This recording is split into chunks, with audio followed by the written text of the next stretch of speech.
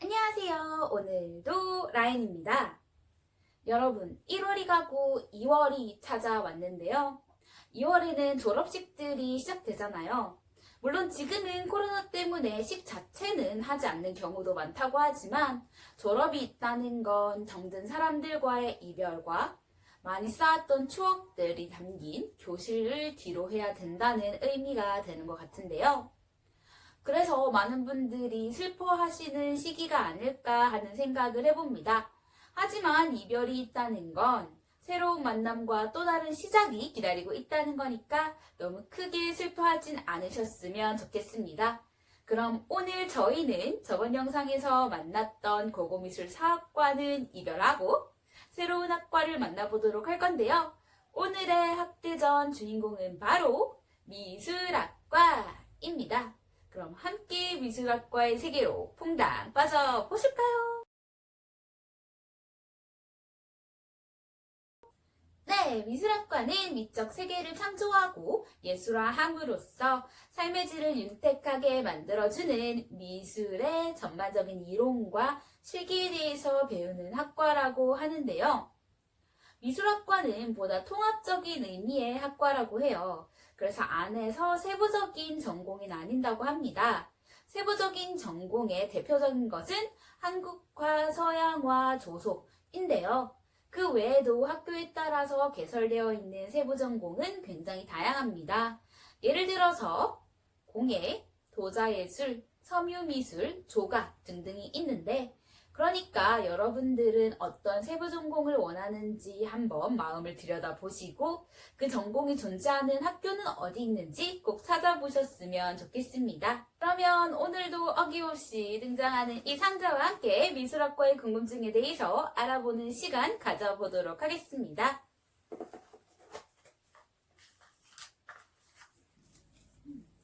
미술학과의 입시와 졸작 힘듭니까? 라고 하는 질문인데요. 대학을 보면 입학과 졸업에 대한 각각 미션이 존재하는 것 같아요. 탑과 같은 경우에는 성적이나 면접 이 두 가지로 대학교에 입학을 하는 반면 미술학과를 포함한 예체능 계열 같은 경우에는 성적이나 면접뿐만 아니라 이 실기라는 것이 굉장히 중요하다고 이야기할 수 있는데요. 그리고 졸업에 있어서도 탁과의 경우에는 졸업 시험 혹은 졸업 논문 그리고 이를 대체할 수 있는 토익 성적으로 졸업을 하는 반면 예체능 계열은 졸업 작품, 졸업 전시를 통해서 졸업을 해야 된다고 하는데요. 그래서 이런 입시 실기 시험과 졸업 작품을 만드는 것, 또 전시를 하는 것에 대해서 어려운 점, 힘든 점을 많이 궁금해 하시는 것 같습니다. 그럼 이 두 가지에 대해서 조금 자세하게 알아보도록 할게요. 먼저 입시에 대해서 이야기를 해보면 지원하는 학교에 따라서 물론 다르겠지만 대체적으로 성적과 또 입시 실기 이 두 가지를 모두 관리해야 된다는 점이 힘들게 다가온다고 합니다. 그리고 입시 미술이라는 거는 특정 계열의 그림을 추구하잖아요. 그래서 그 그림을 계속해서 그려 나가야 된다는 것도 조금 지친다라고 이야기를 하시는데요. 왜냐하면 자기가 원하는 계열의 그림이 있고 원하는 그림을 그리고 싶은데 그 그림이 아닌 다른 그림을 계속해서 그려 나가야 되는 거다 보니까 지치시는 것 같더라고요. 네, 다음은 졸업 작품인데요. 졸작은 교수님 바이 교수님이라는 말이 나올 정도라고 합니다. 일단 졸업 작품은 작품을 만드는 것부터 전시를 하는 것까지 모두 스스로가 책임져야 되는 부분이라고 하는데요. 하지만 그 과정에서 교수님이나 학교에 지원이 있다면 훨씬 수월하게 진행할 수 있겠죠? 하지만 반대로 지원이 제대로 이루어지지 않는다면 그 과정이 굉장히 힘들고 부담스럽게 다가올 것입니다. 일단 재정적인 부분만 봐도 졸업 작품을 만들고 전시를 하기까지 굉장히 많은 비용이 든다고 해요. 하지만 이 비용을 학교 측에서 제대로 지원을 해주지 않는다거나 교수님이 지원을 받을 수 있는 정보들을 제대로 알려주지 않는다라고 하면 개인 사비 지출 폭이 굉장히 커지겠죠. 이것만 해도 굉장히 힘들게 느껴지실 것 같은데요. 하지만 이런 힘든 점들이 존재한다고 해서 여러분들의 꿈을 포기하지 않으셨으면 좋겠습니다. 입시나 졸작의 과정이 힘이 든 경우도 많겠지만 그 과정에서 보람이나 뿌듯함 등등의 긍정적인 감정도 여러분들 무조건 가질 수 있을 테니까요. 너무 걱정하시지 않으셨으면 좋겠습니다. 네, 그러면 우리 다음 질문 뽑아보도록 할까요?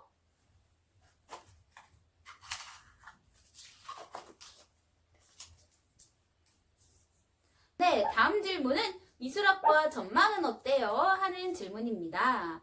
네, 미술학과의 전망 어떤지 이야기해드리도록 할게요. 네, 요즘은 4차 산업혁명의 시대라는 말이 나오고 있잖아요. 이 4차 산업혁명에서 가장 중요한 키워드가 바로 융합과 인간이라고 합니다. 하지만 여러분, 그거 아시나요? 이 두 가지 키워드를 모두 만족시킬 수 있는 게 바로 예술이란 거 말이에요. 이 두 가지 키워드로 한번 그 비밀을 파헤쳐 보도록 하겠습니다. 먼저 융합에 대해서 이야기를 해보면 과학 및 기술이랑 가장 빈번하게 융합이 이루어지는 게 바로 예술이라고 합니다. 또 2015년 개정 교육과정에서 뽑고 있는 인재상, 강조하고 있는 인재상 같은 경우에도 창의융합형 인재인데 이 창의융합형 인재가 가지고 있는 역량 중에 심리적인 영역, 감성 표현의 영역, 그리고 창의력이 있는데요. 이 세 가지를 모두 만족시킬 수 있는 교육이 예술이다라는 말이 나오고 있다고 해요. 그래서 최근에는 스팀 교육처럼 과학, 기술, 수학, 예술이 모두 종합적으로 이루어져 있는 교육이 대세라고 하는데요. 또한 인간만 봐도 여러분들 예술의 중요성 알 수 있겠죠? 인간만이 할 수 있는 감성적인 영역, 인간만이 향유할 수 있는 이 문화적인 영역에 대한 관심이 증가하고 있다고 해요. 그래서 이 두 가지를 충족시킬 수 있는 문화예술 산업에 대한 관심과 수요가 증가하고 있는데요. 그래서 한마디로 정리를 해보자면 미술학과의 전망, 문화예술 산업의 전망은 굉장히 좋다라고 이야기할 수 있을 것 같습니다. 자, 그러면 다음 질문 연달아서 뽑아보도록 할까요? 네, 미술학과의 교과목 알려주세요 하는 질문입니다. 미술학과의 교과목은 세부 전공 중 대표적인 한국화, 서양화, 조소 이 세 가지로 나누어서 설명해 드리도록 할게요. 네, 일단 한국화 같은 경우에는 수묵화와 채색화를 중심으로 해서 한국의 전통화, 사군자, 서예 등등을 익히면서 현대적인 기법과 재료를 한국화에 응용시킬 수 있는 방법에 대해서 연구하는 전공이다 라고 생각하시면 될 것 같은데요. 한국화 전공의 대표적인 교과목으로는 서예, 산수화, 채색수묵화, 선묘, 문인화, 그리고 동양미술사 등등이 있습니다.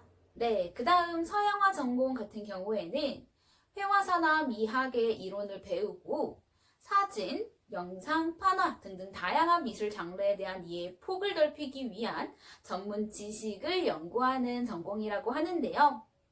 교과목에는 회화, 미학, 판화, 사진화, 영상 미디어, 서양미술사, 현대미술론 등등의 교과목이 있다고 합니다.